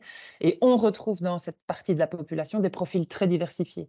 Des familles monoparentales, des travailleurs, des personnes âgées, des locataires. Souvent, quand on pense à des mesures de correction, comme c'est le cas ici avec la taxe carbone, on visualise une petite frange marginalisée de la population à protéger et la réalité ici est vraiment différente. Et donc, un autre élément fondateur du Roi D, c'est évidemment de ne pas se limiter à défendre un droit, mais de l'inscrire dans une perspective de juste transition environnementale et climatique. Et pour nous, en aucun cas, les mesures prises pour réduire les émissions de gaz à effet de serre ne peuvent aboutir à accentuer les inégalités sociales. Et donc, il est nécessaire d'élaborer une politique climatique à partir des mesures qui permettent de réduire la précarité et les inégalités. Pour nous, vraiment, une politique climatique qui ne s'inspire pas des enjeux de lutte contre la pauvreté, elle est vouée à l'échec tant les solutions et les enjeux de ces 2 sphères sont interdépendantes. Les inégalités économiques et sociales créent et renforcent les inégalités environnementales et vice-versa. Et donc, dans le cadre de cette discussion, il ne s'agit pas tant de limiter les impacts sociaux, il s'agit vraiment de réfléchir à comment est-ce qu'on lutte contre les inégalités et la pauvreté. Et dans la même veine, et c'est clairement ce que nous disent les acteurs de la lutte contre la pauvreté, c'est que prendre des mesures générales et puis chercher des mesures correctrices, ça ne marche pas, ou en tout cas pas suffisamment. On a tendance à mener des politiques à destination de ce qu'on imagine être une population moyenne qui, voilà, qui peut-être existe ou peut-être pas. Et puis on met en place des sparadraps qui vont être en partie inefficaces et qui vont demander beaucoup d'énergie et beaucoup d'argent à la collectivité. Or, si on pensait les politiques publiques au départ des réalités des ménages les plus fragilisés, eh bien, les politiques publiques seraient adaptées à toutes et tous et à toutes les classes sociales, si je peux le dire ainsi. Alors, concernant vraiment cette question du signal prix et de la taxe carbone, on est conscient qu'il est nécessaire de mettre en place un ensemble de mesures et de solutions, et Vincent l'a aussi très bien exprimé, que la fiscalité a un rôle à jouer. Mais pour nous, la taxe carbone et de manière générale, tout ce qui est associé à une forme de signal prix, ce sont des solutions qui ne nous semblent pas prioritaires et qui peuvent, dans une série de cas, s'avérer plutôt contre-productives. Surtout quand elles viennent toucher à des besoins vitaux, à des besoins contraints et pas si simples à modifier, comme c'est le cas quand on parle de logement et de mobilité, je vais y revenir. Alors, il me semble qu'il est bien documenté que les politiques de tarification du carbone sur le transport et les bâtiments, elles produisent quand même des effets régressifs de répartition et elles affectent proportionnellement davantage les ménages à faible et à moyen revenu que les ménages à haut revenu. Et ce, parce que les foyers à faible revenu dédient une part plus importante de leurs revenus aux dépenses liées à l'énergie. Et donc, pour nous, ce système, il pourrait mener à une augmentation des inégalités et de la précarité énergétique. Alors, on a aussi du mal à soutenir le principe selon lequel il suffirait d'avoir des moyens financiers pour polluer et consommer de manière irresponsable. Ça nous semble évidemment contraire à des objectifs d'équité et à la lutte contre les changements climatiques.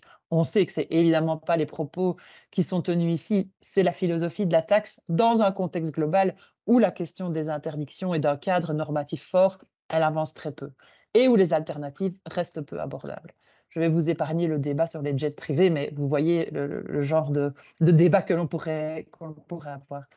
Et donc, on a aussi une crainte que finalement l'effet de la taxe carbone sur le mode de vie des très riches, il soit très faible, voire nul, puisque ces ménages pourront surmonter la hausse des prix et voir leur comportement finalement très peu modifié.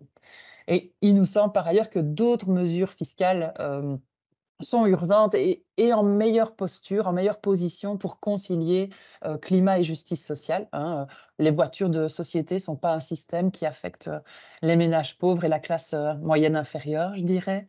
La création d'une banque pour le climat, la lutte contre l'évasion fiscale, la mobilisation de l'épargne, une réforme de l'impôt pour plus de progressivité, basée sur les capacités contributives de chacun pour donner des moyens à la transition des plus précaires. Voilà, autant de chantiers qui nous semblent peut-être avoir une forme de priorité. Alors, on a commencé à avoir un débat sur la question de l'efficacité.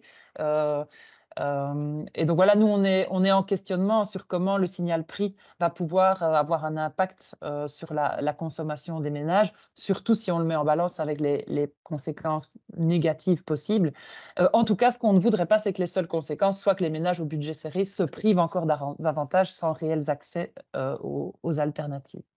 Alors, je rappelle aussi que en l'occurrence, le prix du gaz, il est composé de 5 éléments qui varient selon leurs propres règles. Et donc, les messages qu'on voudrait envoyer, d'une part, pourraient être tout à fait neutralisés, voire inversés par d'autres tendances. Par ailleurs, on est déjà dans un contexte d'inflation qui est conséquent. Récemment, l'Institut pour le développement durable a publié une analyse qui essaye de faire le lien entre la baisse de la consommation d'énergie fossile et l'augmentation des prix. La conclusion à ce stade, c'est que les indicateurs de prix comme variable explicative ne donnent rien de très significatif. De nouveau, ça ne veut pas dire qu'il n'y en a pas, mais ça reste quand même complexe à apprécier. Et alors, ce n'est pas directement lié à la taxe carbone, mais pour nous, c'est quand même toujours intéressant de rappeler que nous sommes bien moins des homo economicus que nous voudrions l'être. Et un exemple assez révélateur en matière d'énergie, c'est que sur le marché wallon, il y a une quarantaine d'offres tarifaires.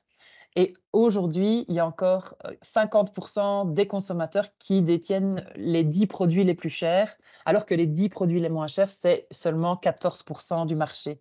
Et pourtant, ici, il n'est pas du tout question d'adapter son mode de vie, de s'équiper à la maison, d'investir. Il s'agit simplement de changer de fournisseur.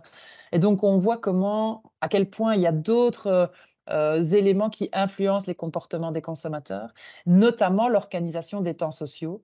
Et là, l'organisation de la vie collective, de la vie professionnelle et sociale, elle joue un rôle très important. Elle nécessite d'être débattue collectivement et on le fait très peu. Alors, on entend l'idée avec la taxe carbone, c'est de soutenir les investissements, c'est d'envoyer un signal prix qui va s'étendre dans le temps. Et comme je l'ai évoqué un petit peu précédemment, mais pour nous, les bâtiments et la mobilité, ça touche des besoins qui sont vitaux et une consommation qui est largement contrainte. Sur le volet transport, je travaille moins sur cette problématique, mais clairement, en absence de transport public sûr, efficace, ponctuel et qui couvre tout le territoire, il n'y a pas beaucoup d'alternatives à la voiture dans de nombreux cas. Soit parce qu'on habite dans une zone non desservie, soit parce qu'on preste des horaires particuliers, parce qu'on n'a pas le temps d'attendre le transport en commun pour aller chercher ses enfants, parce qu'on se déplace dans le cadre de son travail, etc. Alors sur la question du secteur du bâtiment, la difficulté de limiter sa consommation et de passer à un chauffage renouvelable, elle est aussi avérée. D'abord, il y a un nombre important de propriétaires occupants qui n'ont pas les moyens de rénover leur logement, qui n'ont pas de capacité de remboursement supplémentaire et qui n'ont pas d'épargne. La dernière enquête Silk sur la condition de vie des ménages en 2022, elle rappelle que 34% des Wallons ne savent pas faire face à une dépense de 1 300 €. On est loin des coûts relatifs à une rénovation. Alors en Belgique, il y a aussi un nombre important de locataires. Un tiers des bâtiments n'est pas habité par son propriétaire, et donc c'est logique que les locataires n'investissent pas. Par ailleurs, les propriétaires bailleurs ne sont à ce stade pas non plus incités à rénover énergétiquement un bâtiment dont ils ne payent pas les consommations d'énergie et pour lequel ils peuvent demander le loyer qu'ils souhaitent sans que des critères de performance énergétique ne rentrent en compte. Il y a eu une mesure temporaire qui a été prise dans ce sens pendant un laps de temps ici, l'interdiction d'indexer les loyers pour les logements F et G, mais elle n'a pas été prolongée dans le temps. Et puis alors, il y a la problématique spécifique des immeubles à appartements. Je ne vais pas rentrer là-dedans, mais là, on est aussi sur un secteur du bâtiment qui est particulièrement complexe. Voilà. Et alors, je voulais dire aussi un mot sur la question de l'effet rebond, qui est quand même régulièrement constaté en termes de rénovation. Ce n'est pas uniquement parce qu'un ménage isole qu'il va forcément réduire sa consommation. Parfois, il va simplement moins se priver. Et donc, on soutient évidemment à 100% la rénovation, mais il faut rappeler qu'elle n'a pas toujours les effets escomptés et que, par exemple, évoquer la possibilité d'un tiers investisseur qui se rembourse sur les économies réalisées, ça ne marche pas toujours. Et donc voilà, que faire avec les revenus, que faire avec ce fonds climat pour se donner les meilleures garanties de redistribution. Nous, on soutient vraiment l'idée qu'une partie importante de cet argent soit allouée à une politique de rénovation des logements véritablement ambitieuse et qui touche véritablement les ménages à faible revenu. En amont, j'ai parlé un peu de cette idée de mesures sparadrap et je voudrais détailler 2 problèmes principaux qu'on constate avec les mesures de correction qui sont censées venir rétablir l'équité quand une mesure régressive est prise. Et puis, j'essaierai de donner quelques pistes sans malheureusement avoir toutes les solutions sur qu'est-ce que peut être une politique de rénovation qui prend en compte ces 2 difficultés. La première, c'est le ciblage. Comment est-ce qu'on identifie les ménages qui sont impactés négativement par une mesure? Comment est-ce qu'on identifie des ménages qui ont besoin d'aide en matière d'énergie? C'est en réalité extrêmement difficile, tant les profils et les réalités sont diverses. On n'est jamais à l'abri de laisser de côté toute une partie de la population qui ne rentre pas dans des cases. Et puis, il y a de nombreuses discussions sur l'automatisation des droits. On pourrait citer le droit au statut ou au revenu BIM. Et on réalise à quel point soit on manque de données, soit les données sont incomplètes, soit les croisements sont impossibles. Et puis, il y a une série de blocages politiques en lien avec l'automatisation des droits pour celles et ceux qui estiment que l'aide doit être méritée par le ménage et que c'est bien normal qu'un ménage qui prétend à une aide fasse une démarche, montre patte blanche. Ça, c'est évidemment quelque chose que l'on combat. Pour nous, un droit est un droit. Mais si on ne met pas en place un mécanisme automatique, alors on fait peser la responsabilité de l'activation de l'aide sur le ménage. Et c'est là qu'on arrive à la deuxième problématique qui est celle du non-recours aux droits sociaux. Et donc, c'est toutes ces situations dans lesquelles une personne ne bénéficie pas d'un droit ou d'un service alors qu'elle est éligible à ce droit. Alors, il y a 4 formes, je ne vais pas tout détailler, mais voilà, quand même vous dire, il y a 4 formes de non-recours. Il y a la non-connaissance, et puis il y a la non-demande, donc la personne sait mais elle ne demande pas son droit. Il y a la non-réception, la personne demande son droit mais elle ne le perçoit pas. Et puis il y a la non-proposition, donc le droit n'est pas proposé par l'agent ou par le service alors que la personne est éligible, soit par méconnaissance, soit aussi par exemple parce que l'agent ou le service considère que la personne ne le mérite pas vraiment ou pourrait se débrouiller sans. Alors le non-recours au droit, c'est une réalité qui est difficile à chiffrer évidemment. On évoque quand même souvent un chiffre de 30%. Il y a différentes études qui existent. J'ai repris celle de 2011 sur le revenu d'intégration sociale, qui évoquait quand même un taux de non-recours de 57 à 76%. Donc pour vous dire, alors que le revenu d'intégration sociale, c'est évidemment un droit majeur. En Flandre, l'allocation loyer, seuls 53 des ayants droit renvoient le formulaire et seuls 41% en bénéficient effectivement. Alors, avec ces attentions, comment est-ce qu'on peut mettre en place une politique de rénovation ambitieuse, en notamment utilisant le Fonds social climat? Alors, rappelez que voilà, un logement insuffisamment performant, c'est une des causes de la précarité énergétique, que le mal logement a des impacts très forts en termes de santé. Mais ça signifie aussi qu'investir dans l'amélioration de la qualité des logements produit vraiment des effets bénéfiques sur la santé publique. L'Institut Eurofound va même plus loin puisqu'elle a mesuré qu'en Belgique, si les pouvoirs publics consentaient, alors c'est un calcul théorique, mais si les pouvoirs publics consentaient à rénover d'un coup les 10% des logements les plus vétustes, le retour sur investissement se ferait en 3 ans grâce aux économies réalisées en soins de santé. Et donc pour nous, c'est clair. Pour une partie de la population, le coût et le suivi des travaux, il doit être pris en charge par les pouvoirs publics. C'est un investissement rentable pour la collectivité. Si j'ose le dire ainsi, il faut arrêter de pinailler. Et donc, il est aussi tout à fait essentiel de prévoir des stratégies pour aller chercher les ménages. d'aller vraiment les approcher pour les ménages qui ne sont pas touchés par les canaux d'information traditionnels ou pour qui la rénovation va être quelque chose de totalement hors de portée de leur réalité parce qu'ils ne se sentent voilà, pas du tout concernés. Et en ce sens, le travail en réseau et l'approche par quartier de la rénovation sont vraiment des ressources précieuses. Clairement, le travail par quartier, ça permet d'identifier des lieux d'action prioritaires où se conjuguent faible revenu, mal logement.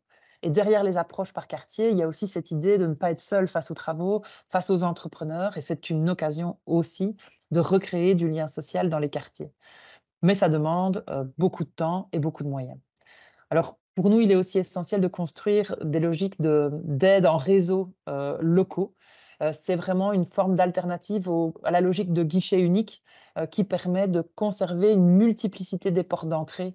Et ça permet que les personnes puissent s'orienter vers l'association qu'elles connaissent, dont elles se sentent proches, où les relations sont satisfaisantes, et d'éventuellement changer de porte d'entrée si elles l'estiment à un moment nécessaire.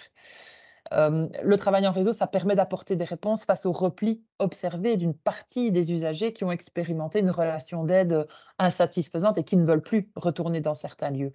On peut penser au CPS, mais ça se passe aussi dans d'autres endroits et c'est une raison du non-recours au droit. Mais par ailleurs, il faut des compétences très spécifiques pour accompagner les ménages en matière de rénovation. Nous, on parle même d'architectes prodéo, mais il faudrait une attention particulière pour que ces architectes soient au fait avec les réalités de la rénovation énergétique profonde, avec l'enjeu, par exemple, de pouvoir miser sur des matériaux sains et qui isolent aussi de la chaleur, parce que ça va devenir un enjeu clair avec le réchauffement climatique. Alors, il y a un enjeu particulier aussi sur le parc locatif. Ces efforts de rénovation, ils ne doivent pas déboucher à des hausses de loyers et à une gentrification des quartiers qui éloignerait encore davantage les publics précarisés du logement. Nous, on plaide pour ce faire euh, pour un dispositif d'encadrement des loyers qui intègre un critère de performance énergétique et qui vise vraiment à la fois à établir des loyers qui sont raisonnables, mais aussi à permettre aux propriétaires de valoriser leurs investissements, les investissements qu'ils ont consentis en matière de rénovation. Et alors, dans un cadre régulé, ça devient possible de soutenir financièrement les quelques 40 000 ménages qui attendent un logement social, mais qui n'y ont pas accès faute de place. Aujourd'hui, cette allocation loyer, on craint fort qu'elle aille au moins en partie dans la poche du propriétaire. Alors, je termine cette partie juste en insistant sur le fait que le délai de disponibilité du financement, il est vraiment crucial. L'Europe fait un premier pas en disant, elle propose de redistribuer l'argent 1 an avant l'entrée en vigueur du système, mais c'est un délai très court. Donc, prudence de nouveau aussi par rapport à ça. Et il est urgent que la Belgique et les régions avancent sans tarder sur les mesures à prendre. Alors, pour conclure rapidement sur quelques essentiels qui nous semblent vraiment importants aussi, si on élargit un petit peu le débat de la transition, nous, on est persuadés qu'on a besoin de déclarer l'urgence climatique et de mettre en place davantage de normes et d'interdictions. Et pour ce faire, il est urgent d'organiser un véritable débat démocratique en vue de définir quels sont les usages et pratiques qui sont encore acceptables ou qui ne le sont pas. Et j'ai envie de rappeler que définir des interdictions, c'est complexe, mais c'est le principe même de la vie en société. On vit en permanence dans un cadre d'autorisation et d'interdiction. À l'heure de l'urgence climatique, des projets tels que l'expansion démesurée de nos aéroports, le soutien à Alibaba, le déploiement de nouvelles technologies de communication avec un fort impact sur notre empreinte énergétique, tout ça, ça ne tient plus la route. On a vraiment besoin, et nous, on sent que les citoyens, ils ont aussi besoin de cohérence. Et dans cette logique, il faut évidemment préserver les besoins vitaux.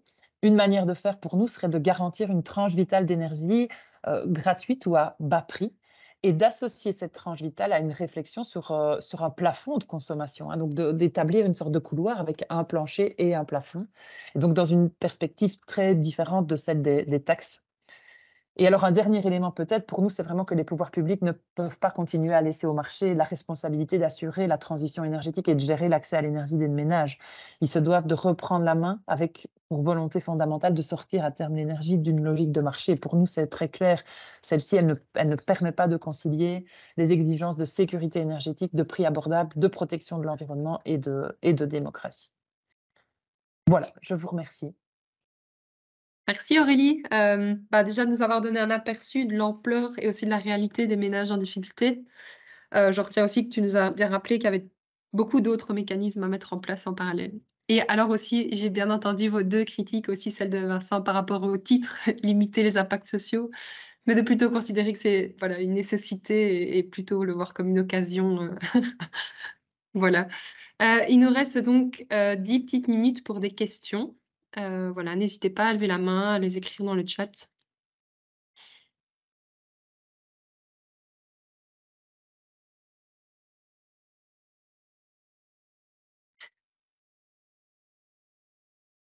La première question est peut-être la plus difficile. Alors, une question de Martin Neve. Bonjour, Martin Neve, je travaille chez Canopéa aussi. Mais j'ai une petite question pour Vincent. C'était relatif au signal prix encore. Donc, on a un prix maximum pour le TS2 de 45 €, pas de prix minimum. Et donc, enfin, quand on regardait le problème du ETS1 ou de la tarification carbone de manière générale, le problème, c'est que le prix décolle rarement pour atteindre des objectifs intéressants. Et donc, on a souvent eu un prix carbone qui était beaucoup trop faible pour atteindre un objectif environnemental intéressant. Et donc, est-ce qu'ici, on peut vraiment espérer atteindre ces 45 € la tonne, ou est-ce que c'est un peu illusoire? Et donc, je ne sais pas s'il y a des projections européennes ou au niveau belge qui permettent enfin, de voir est-ce qu'il ne faudrait pas mettre un prix minimum, par exemple, pour le CO2? Merci. Alors, le système, c'est un système de plafonnement des émissions. Et ça que je n'ai peut-être pas dit suffisamment au départ, c'est de dire que c'est d'abord une mesure qui vise à dire on ne va pas faire plus qu'autant. Et ça va être cohérent avec nos objectifs en 2030. Donc on va plafonner. C'est d'abord, et donc, ce n'est pas plus de marché, ce n'est pas plus de prix, c'est contrôler le marché. C'est serrer les choses, c'est une intervention publique forte qui vise à dire je mets une contrainte sur la quantité d'émissions. Et puis il va apparaître alors un niveau de prix. Alors, je pense que le point sur quel va être le prix, moi, c'est aussi un message que j'essaie de porter sur ces sujets-là, c'est de dire que le prix va dépendre complètement de ce qu'on va pouvoir mettre en œuvre comme politique publique par rapport à la facilitation justement de ces alternatives. Est-ce qu'on va avoir des stratégies de rénovation des bâtiments? Est-ce qu'on va agir fort par ailleurs avec toute une série d'autres mesures, y compris le reste de la fiscalité? Et si on agit fortement là-dessus, au sein de l'Union européenne, hein, puisque là c'est un marché européen, donc le niveau belge sur le prix, il ne va pas jouer, il joue sur un trop petit volume d'émissions. Et donc, ça va dépendre de comment l'intervention publique, du degré de force de l'intervention publique sur l'ensemble de ces politiques et mesures, donc autre que le prix du carbone.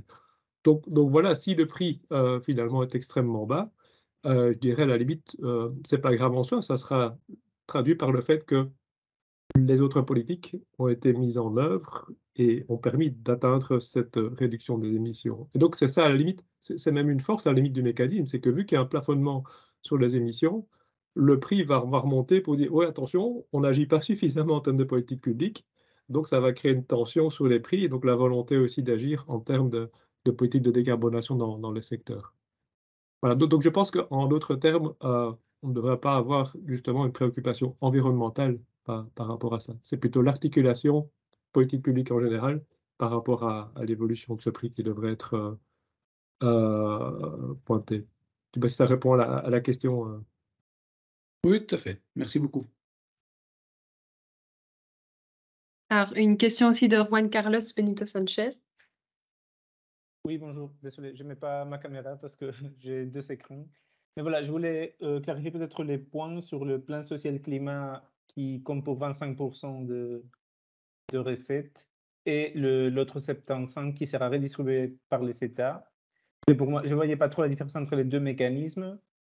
Si éventuellement les destinataires sont les mêmes, est-ce que alors, voilà, quelle différence et est-ce que ça ne vaudrait pas la peine du coup que la Belgique décide quand même que 100% des recettes vont être dédiées ou vont être retournées au ménage via les plans social climat?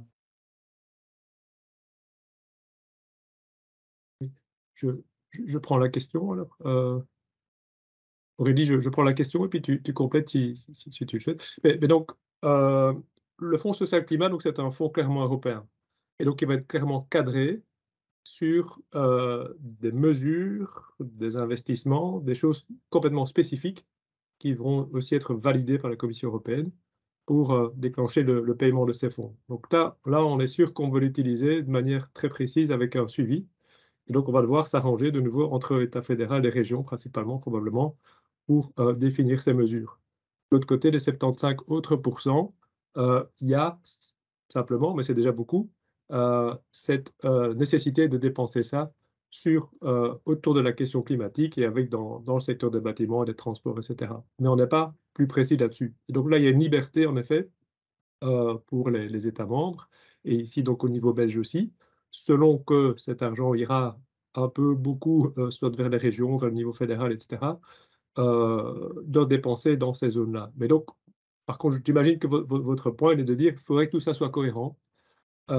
Et donc, très probablement que là, je vous rejoins complètement. Il n'y a pas plus de garantie à ce stade-ci. Donc, ce sont des messages que vous pouvez aussi évidemment faire passer clairement au niveau politique. C'est d'aborder la question de la redistribution de ces 75% en même temps que l'élaboration du plan social-climat. Ça, c'est une possibilité, avec pour rappel que 25% des fonds engagés dans le cadre du plan social-climat devront être du financement national et que du coup, ça potentiellement, on peut l'attribuer à une partie des recettes de l'ETS2, donc aux 75% restants.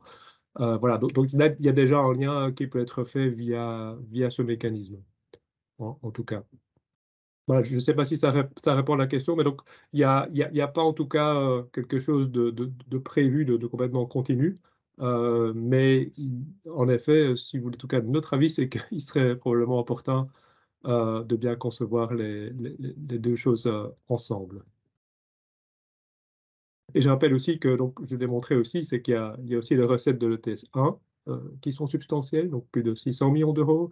Donc, il y aura les recettes du CIBAM, etc. Donc, avec d'autres contraintes aussi. Mais donc, la discussion peut être même un peu plus large sur l'utilisation des recettes de la tarification carbone.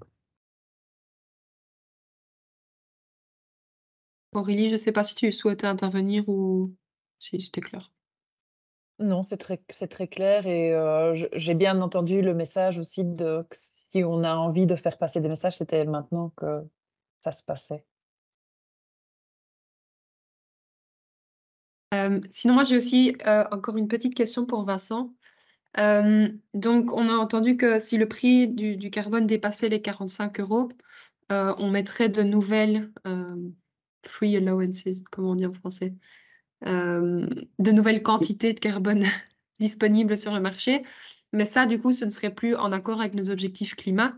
Est-ce qu'il y a quelque chose qui est prévu? Alors, si du coup, on a plus de possibilités de polluer pour diminuer cette possibilité ailleurs, pour qu'au final, on respecte notre trajectoire? C'est un mécanisme, il y a une réserve qui est constituée. Et donc le but, c'est ça, c'est de ne pas s'éloigner des objectifs climat. On est sur des montants qui sont pas gigantesques non plus. Donc voilà, d'où la question aussi. A priori, c'est déjà pas mal que pour jouer vraiment sur le niveau du prix. En même temps, est-ce que ça sera suffisant? Maintenant, je t'avoue que je n'ai pas suffisamment personnellement creusé la question. Je ne voudrais pas mettre des collègues comme ça on the spot, surtout là quand on approche de midi. Mais sinon, je peux revenir avec ces questions-là. Mais l'intention est bien de limiter vraiment l'apport, puisqu'on aura constitué une réserve. Et donc, l'idée, c'est de prendre et puis de remettre, comme dans le cadre en fait, de l'ETS 1 actuel, où il y a aussi ce système qui a joué, et qui a joué en tout cas cette fois-ci surtout pour retirer des quotas, pour stimuler un prix suffisamment élevé. Après, in fine, ce qu'on aura dans l'atmosphère va dépendre aussi de ce qu'on va décider pour la suite. Et donc, notamment dans le cadre de l'ETS 1, si vous vous souvenez, on s'est dit que le prix n'était pas assez élevé, mais on a réformé la trajectoire, on a abaissé le plafond des émissions, ce qui a permis de resserrer encore et de diminuer encore les émissions. Donc, d'avoir une garantie sur le résultat environnemental, en quelque sorte. D'accord, merci. Alors, je ne vois plus de questions. Si vous avez encore une question, c'est vraiment le moment. Sinon, je vous propose de de clôturer et en profiter pour aller manger, j'imagine. Merci à tous, en tout cas. Merci surtout à nos 2 présentateurs et présentatrices. J'ai trouvé ça vraiment passionnant et merci à tous les participants d'être venus nous écouter. Donc, comme je l'ai dit, dans quelques jours, vous recevrez le lien vers le replay et aussi les slides de Vincent. Voilà, et je vous souhaite à tous une excellente après-midi. Au Merci revoir. à toi, Eva. Au revoir. Au revoir. Merci, au revoir.